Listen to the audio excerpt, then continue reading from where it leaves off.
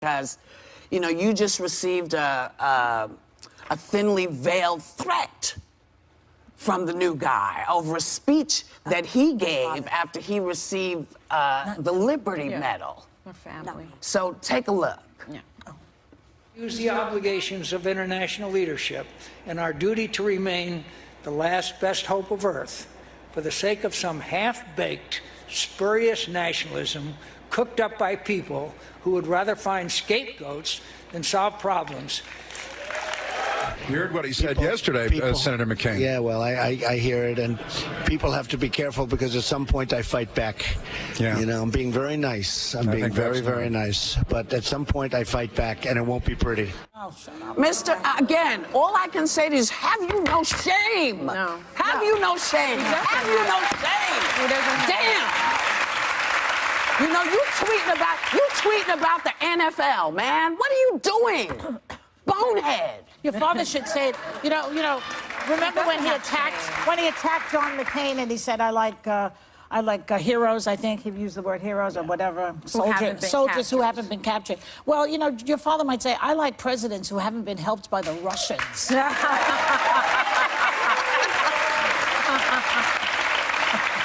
Who actually win an election legitimately. That would be refreshing. Oh my gosh.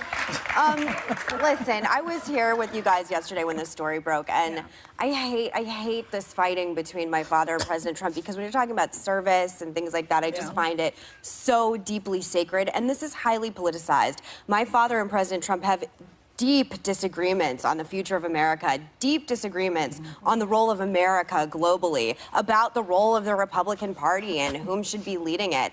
And my father, God love him, he's 81 years old, fighting brain cancer, still out there having something to say. Yeah. And I'm so proud. So, you know, there's a complete lack of courage in D.C. right now on all sides all the way around. A lack of courage to go up and stand for what you believe in. And for me, well, it's not on all sides. I have to correct you a little bit, because the Democrats have no power right now. The Republicans have all the power. There's no They're the courage on ones all who need sides. to show courage. Yeah, it's not true. Sorry. Well, we shouldn't be surprised at this president, because remember what he did to the Gold Star family. Yeah. Remember what he said, the cons. Remember what he said, you know, about your father. He also served, and he went to military school, and he said he got better training there than he would have gotten in the military. So this is someone who's been very dismissive. He said his of Vietnam the military was avoiding STDs. Yeah, I mean, this is. Are you serious? Yes, he to that did. effect. So Tell me this the is exact. someone that I'm just not surprised. I don't know if this is true. I don't know if he has the proof, but I would not be surprised if it were true, because this is the level of discourse that comes from this White House. But it's, you know, I go back to John Boehner and President Obama. The Republicans ran John Boehner out of there. Remember that? Yeah. They ran him out for a myriad of reasons, but a big reason because he pissed Mitch McConnell off by sitting with Obama to try to figure out what to do. To me, you can't run off the people who are actually trying to help. Those two guys were trying to work together and could have really showed us a better way to do stuff. And now we're sort of like this all the time, and I hate it. Yeah. I hate it. Yeah. I hate this jacket. 2 weeks after the tragic death of soldiers in Niger, the White House resident got around to calling the widow of Sergeant LaDavid T. Johnson. And according to Florida Congresswoman Frederica Wilson, who was in the car with the widow, he apparently forgot the soldier's name and mentioned that he must have known what he signed up for. We'll be talking to the Congresswoman live at some point. Today. I hope. Today. Yeah. But what do you make of this? Well, I said yesterday that, you know, how sincere can a call seem after you as a someone who's lost someone is sitting at home watching this play out, and the president saying, I had to ask people, I didn't know if I should call, you know, and if he indeed did say he knows what he signed up for, I'd like to just ask the president, does he know what he signed up for? Because this is what you do when people lay their lives down for us. Like, that's what you do. Well, he never signed up for going to the Army because he had bone spurs. Yeah. So it's very touchy to Americans. It should be when he does something wrong with our service people. You know, I thought he had the best words. He has the worst words. Well, remember, he says, I have the best words. Not to call if this is what he's going to say. And I think, you know, anyone that has military family members, and especially family members that have been in combat. Those calls mean a lot, but you're grieving. I remember when my cousin, we were raised as siblings, I got a call that he had been injured very badly overseas. And you all have met him. He lost his hand, he became terribly disfigured. And that call, it's heart-wrenching. And I remember it to this day. And to have someone be insensitive during that call, I can't imagine what it would feel like. I mean, this is a really hard one for me on a lot of different levels. The first thing I want to say is we don't know the context of this phone call. I don't know exactly. Both of them say they have proof of what was said. I would love to hear that proof. I know the mother of the widow has confirmed what the Congresswoman said, but President Trump also could have possibly been recording this. So I would like to hear the context of that call. Politicizing military deaths on both sides is a new low for America right now and everywhere. And you know, it's also personal for me. Like, the worst day of my entire life, ever, worse than my father's cancer diagnosis, was when my brother deployed the first time when he was 17 and I was 19. I can still remember standing on Camp Pendleton, watching the buses go with people that looked like kids, 14 years old. I know they weren't, but they looked like babies.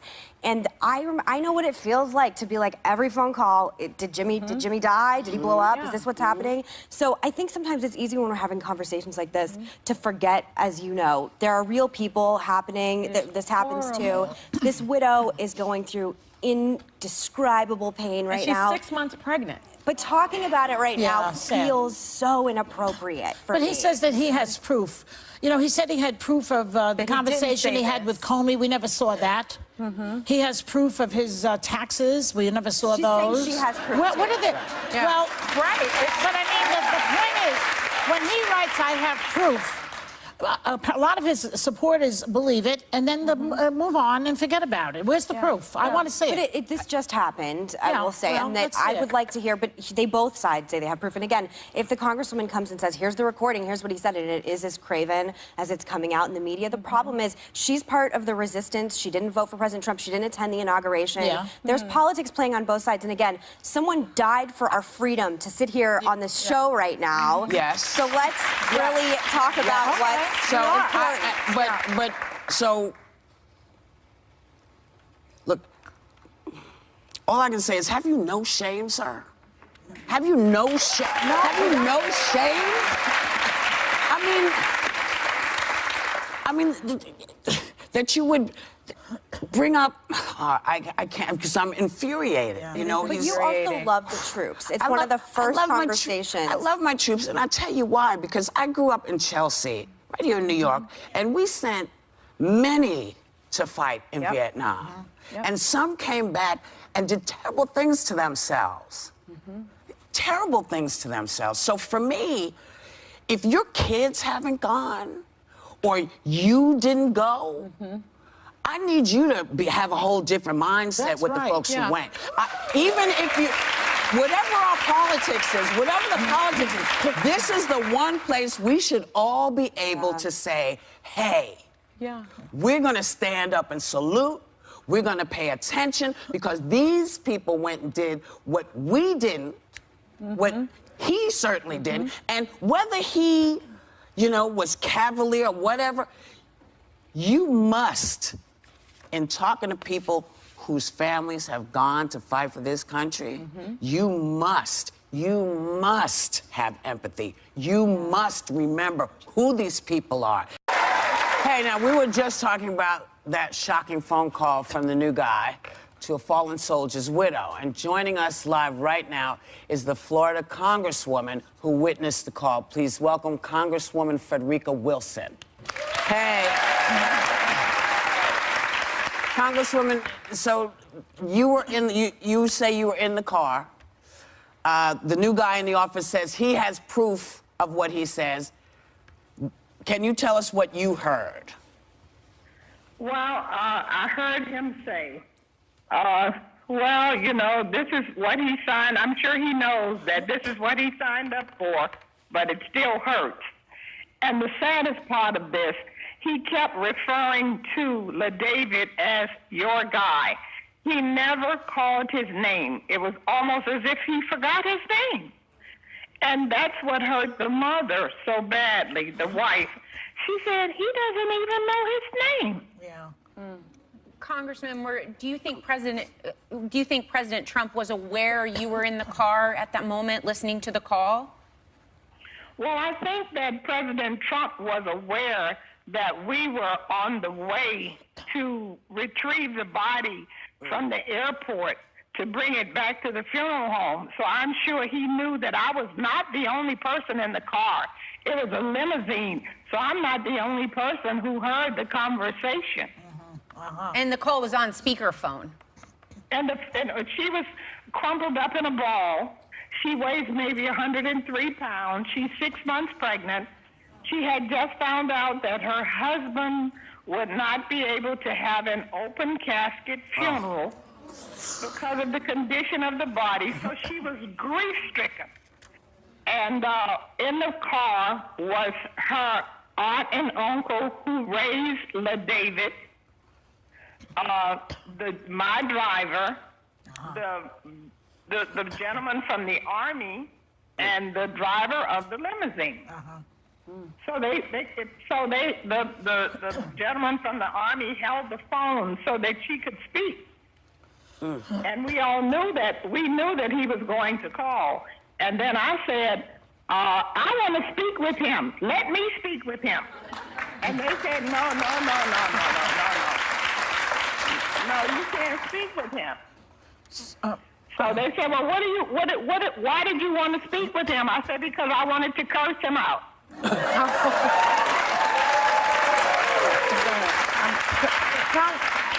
Congresswoman, Mrs. Johnson, as you mentioned, is 6 months pregnant with her third child. And according to you, President Trump not only said this is what her husband signed up for, but not once did he call her husband a hero. What was her response when she heard what the president said? Oh, it didn't say. She simply said, this is all she said. I'm going to tell you exactly. She said, he was calling him my guy. He didn't even know his name. That's what she said. And that was all she said. Congresswoman, President Trump said this morning that he actually has proof of what was actually said. Now, I'm listening to what you're saying. It sounds to me like your proof is that you had witnesses in the car, a lot of people in the car who heard exactly what happened in there. What do you think is his proof? President Trump is a liar, and he. Yeah, we know that. But, he says he has proof. Do you think he was taping the conversation? Because that would be the proof, right? Or if he has as many witnesses as you have. Well, if he was taping the conversation, bring it on.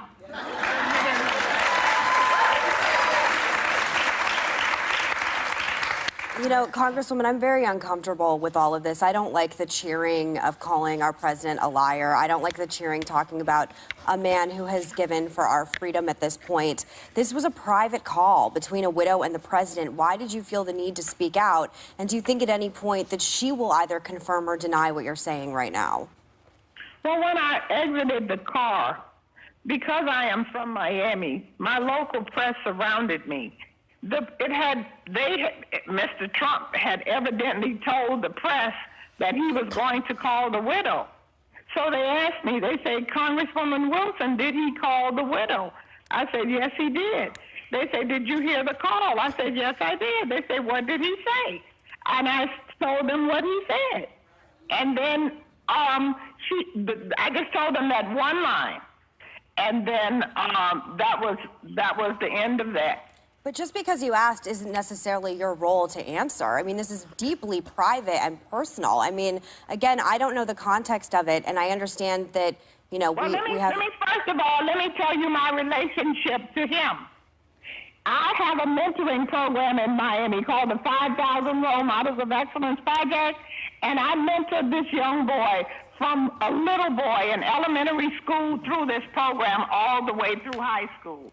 His brother, we mentored him and sent him to the Bethune-Cookman College. The other brother is in the fire college. He's 17 years old. These are people that I have known all of my life. since they were little children. I told you that his uncle went to my elementary school. I was his principal. So, and another thing, my purpose was not necessarily there to hear Mr. Trump's verbiage to the wife. I want to know from Mr. Trump what happened to LaDavid in Nigeria. Why was he the last one found? Why did it take 48 hours for them to discover him? Why wasn't he in a car, an armored truck? Why did he have weapons weaker than the terrorist weapons? Why were they able to surround them and kill them? This is going to be Mr. Trump's Benghazi, because I cannot get the answers. Nobody can get the answers. And until we get those answers, it is his Benghazi, and this whole thing about what he said to the widow is a cover-up. I just want to say one thing. This is a tragedy. This young man died for our freedom, and we should focus on that. He died for our freedom, and he is a hero, and that is what my community is holding him up to be, and I would hope that the White House and the Congress and everyone else will hold him up to be a hero. He's a young man. He minded his parents. His mother died when he was 5 years old. He had to be raised by his aunt and uncle. He went to school. He was a good boy. He didn't get in trouble. He didn't go to jail. He didn't run in gangs. Congresswoman. And we love him, and you lift him up. He's a member of the 5,000 Young. We got it. We got it. Congresswoman. Thank you. He is a hero, and we'll let everybody know. I promise you. Thank you for talking to us, and I'm sure this is not the last we're going to hear about this. We will be right back. Did not call. Trump's bad call. He's getting slammed for claiming past presidents didn't call families of fallen soldiers. Find out who's firing back. Thor steps in it. The photo of Chris Hemsworth going viral that has some of our ladies losing their appetite.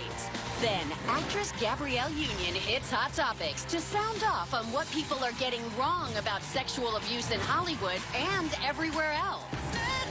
Let's fire up Hot Topics with Whoopi, Sarah Haynes, Joy Behar, Sunny Hostin, and Meghan McCain. Now, started.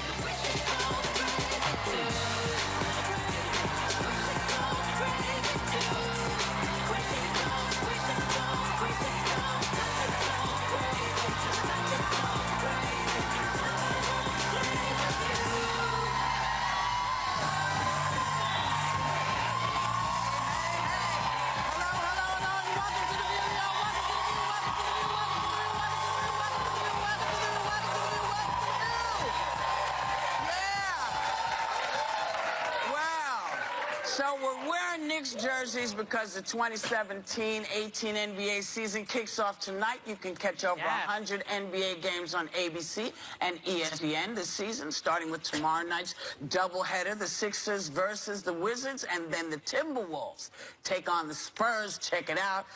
Go Knicks.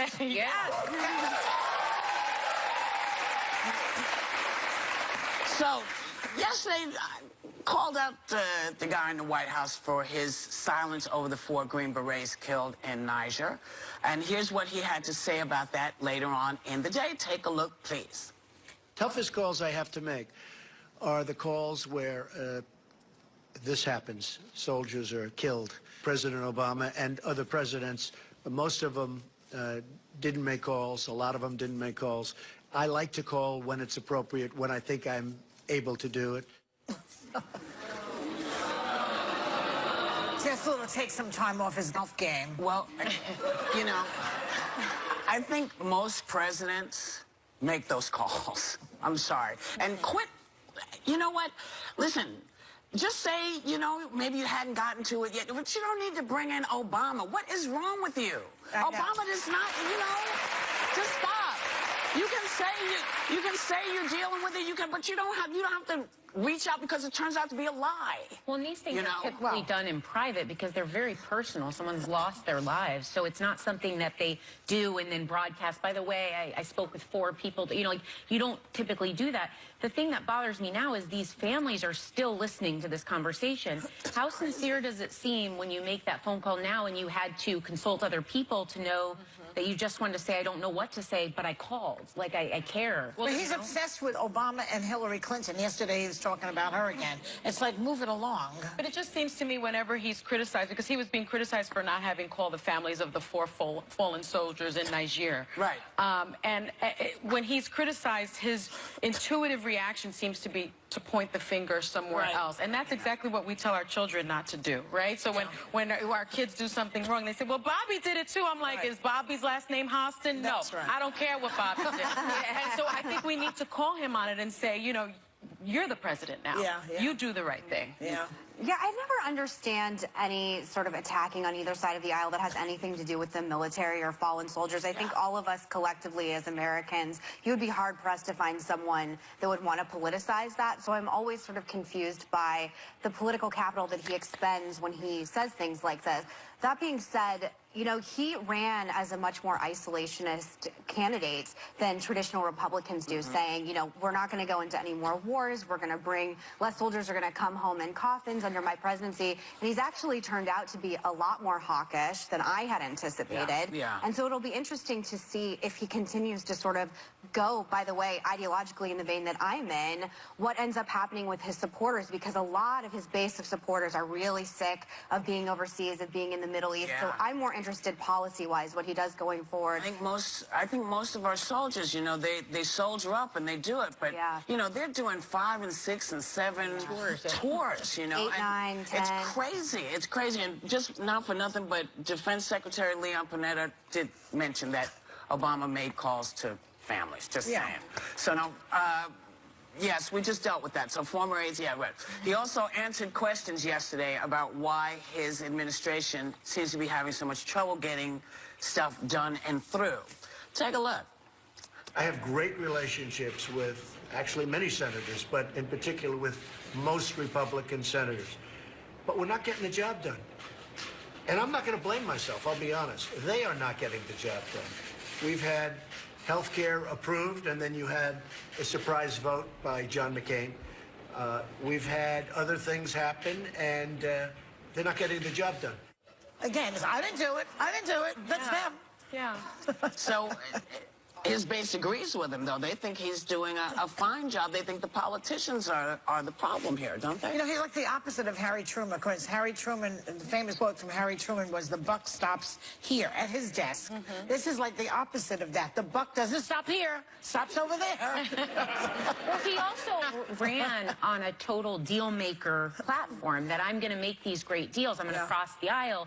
I know how to make the best deals. Well, you can't then just put it off on the party, the Congress, because yes, they do have to own this as well, but you're supposed to be wheeling and dealing. That's what your role is. And he promised us a deal maker, a businessman that would push stuff through. So when it doesn't go through, you say it wasn't my fault. When it does go through, I'm doing great things. You can't have it both ways. So well, I think, I know we're going to be talking about it tomorrow, but I saw the movie LBJ recently. A great deal maker. The great deal maker. And what was so fascinating to me about it was that, Kennedy was sort of this show horse, right? He was this good-looking guy.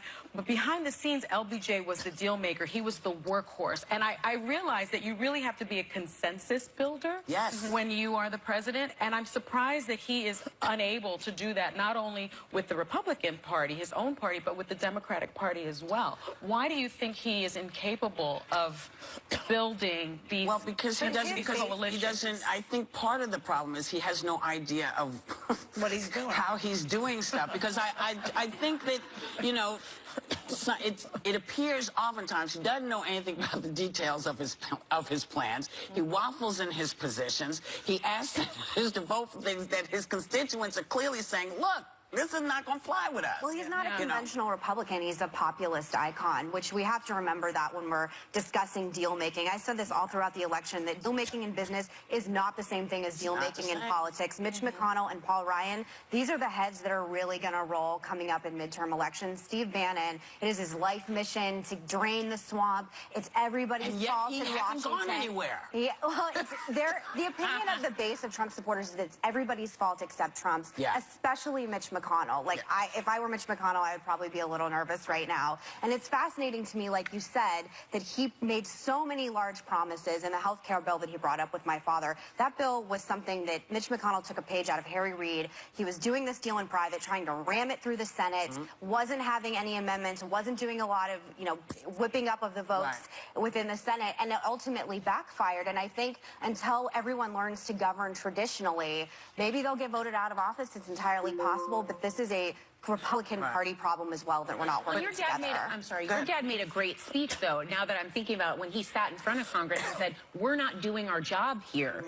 We're not doing it. And I remember he called everyone out, and I was so moved by him saying, like... It's supposed to be consensus. Yeah. And I think what's surprising to me also is Republicans don't seem to be upset about this blame shifting. I remember when Hillary lost the election, everybody kept on saying, you need to take responsibility for your loss. Don't point the fingers anywhere else. But now you have this president pointing the fingers at the very people that were criticizing Hillary for not taking the blame for it. I don't understand. But his base, it's the height of hypocrisy. His base thinks that the swamp is trying to sabotage him. Make no doubt about it. They don't think it's his fault. They think that there's this large conspiracy that's trying to stop Trump's agenda because he's Who's in the swamp? Well, the impression is that every elected, trust me, everyone is the swamp except President Trump. Yeah. And it's fascinating that he's still Mitch is in the swamp too? Mitch is the king of the swamp. But before, who was the king of the swamp is the last guy who had the job, who had to get out because he was trying to work with Obama. Yeah. His name is gone from my head. What, Harry? But when we come back... Harry Reid? No, it's not Harry. No, it's a Republican. Sounds like it's crying. Thank you. John Boehner. Boehner was in the swamp. He was a man who tried to work. Remember, he tried to work with Obama. Yes. And then he was like, peace out, not my problem anymore. And then they said, you get out, and now he's out, and this is what happens. And you can't say anything else because we're going right to break. E.T. in D.C., the congressional candidate who claims she had an alien encounter, and which co-host had a sighting of her own. Get your daily dose of girl power. I dream big, and when you dream big, you have to be fearless in your dreaming. That's right. Talking about sisterhood, the importance of women supporting other women, which is something you guys get. Thank you for being such an inspiration to me. That's right. We're serving up you strong all day long. Oh, yeah. We're The View on ABC. Actress Gabrielle Union is getting personal at the Hot Topics table.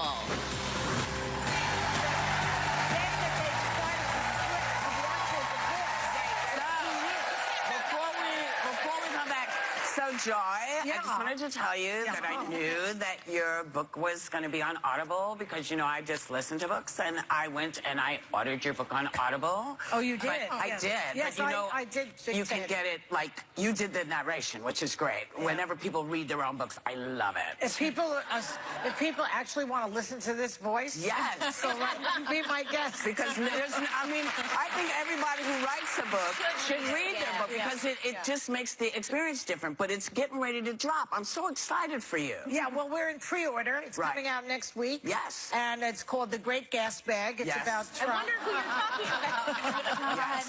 And it's A to Z guide. So it's like A is for this, B is for that. And you can get it on Audible. You can get it on Amazon. You can pre-order it from and everywhere. on our website, and on on the Twitter, website. the whole every place. Get the book, y'all. It's gonna be great. Get the book. Now, speaking of people and what they're into, you kind of feel people will vote for a candidate even if they don't agree with everything they say. So tell me if this is a deal breaker. Miami congressional candidate Bettina Rodriguez Aguilera claims that when she was a kid, big blonde aliens visited her and communicated with her telepathically several times. Now, we have to say that this story comes from many, many moons ago. This happened when she was 7, she said. Yeah. And she had this conversation, I guess, ages ago, and they've sort of dug up all this information. Would this be a deal breaker? Well, can I say a couple? First, I would say that things are going so badly on this planet. Come and get me and take me. That's number one. I'm happy to go with the aliens. But the second thing is, why is this any different from Kellyanne Conway saying that her microwave was spying on her? Remember that? Oh, she did say that. So cuckoo is everywhere. But I don't know. I feel like spies. It's one thing if it talks to her. Well, I don't know. That's where my vote lies. Oh, I feel like I'm such a hypocrite when it comes to this because I believe in UFOs and aliens. I don't have the hubris to believe that we are the only intelligent life forms. But I don't think they're on this planet. They could be. Well, I believe Have you there's seen something Men in out Black? there, but They could be, but then I feel like I couldn't vote for her because she sounds very nutty. She says that she learned, like I sound nutty. Exactly.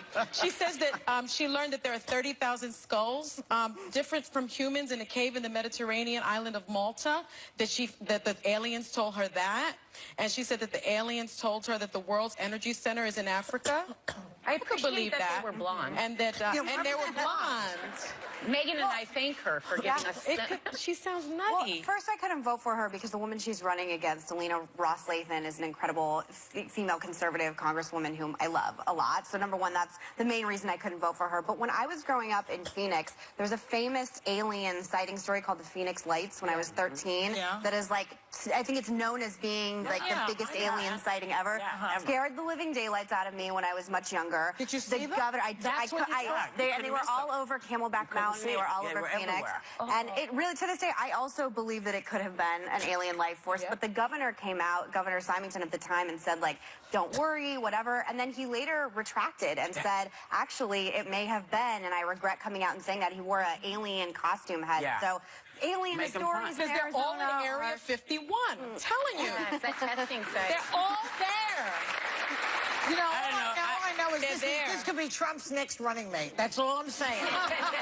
2020, Donald. I just think if you believe in religion, you can believe in this. Yeah. I just feel like, you know, religion asks us to have faith. And so if she said this is what happened to her, who am I to say that it didn't? And who am I to say there's no skulls in Malta? I haven't been. But she also said she was on board the spaceship. Lots of people have said that. Many people have said that. You know, but you know. she described But Sonny, you're too. I'm conflicted here. Should we just be taking her seriously, not literally? She needs medication. No, I don't know. You know, I'm not conflicted. If that's what you say happened to you, I'm going to take your word. But would you vote worse in politics? Well, yeah, listen, there's a lot of worse people out there that 100%. Yeah, please. This is a real story, people. You know, I mean, we were talking about, you know, a Republican congressman who was texting his mistress about having an abortion. Like, these are the things that are the real deal breakers for me in voting, and such extreme corruption everywhere. So if you want to believe in aliens and have a conversation about aliens, as long as you're taking care of the people, you're okay with me. You're okay with me. As long as you're bringing back jobs on this planet, that's all I know. Or taking us where they are. To the other planet, we're fine. We'll be right back.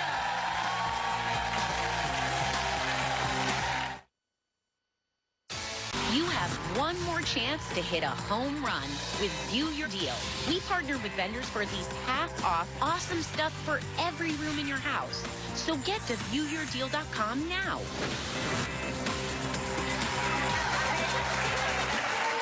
Welcome back. So Chris Hemsworth was back in his native Australia promoting his new superhero movie, Thor. And a photo of him is going viral. He's relaxing at one of Sydney's top restaurants in his bare feet. Now, people lost their minds, apparently, because they couldn't understand why he could sit there with his bare feet. Is this an issue? Well, it is for Sonny. Yeah. I think if your feet are hurting, you can do the little slip off. Like you can like hang your feet, but you can't take them totally off. Why not? Because it's very disgusting. Women do. I mean, I will tell you, I was recently on a plane, and I was sitting on the outside. The guy next to me, first he took off his shoes. So I was like, okay.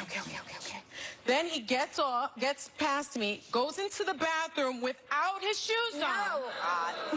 And so now I have to spend the 6 hours getting up every time he gets off. Right? Because he gets past me because I can't let the feet touch me. And then he kept on shifting his feet, and I'm like playing a game because I can't let him touch me. You are way too precious. You are way too precious. It's disgusting. Women do it all the time. Women take their shoes off all the time. High heels bother your feet. You put on the shoes that you know were too small when you bought them, but you're wearing them anyway, and you slip them off. So women do it all the time. Okay, so this is a dude shoe. There's not a lot of airflow in there.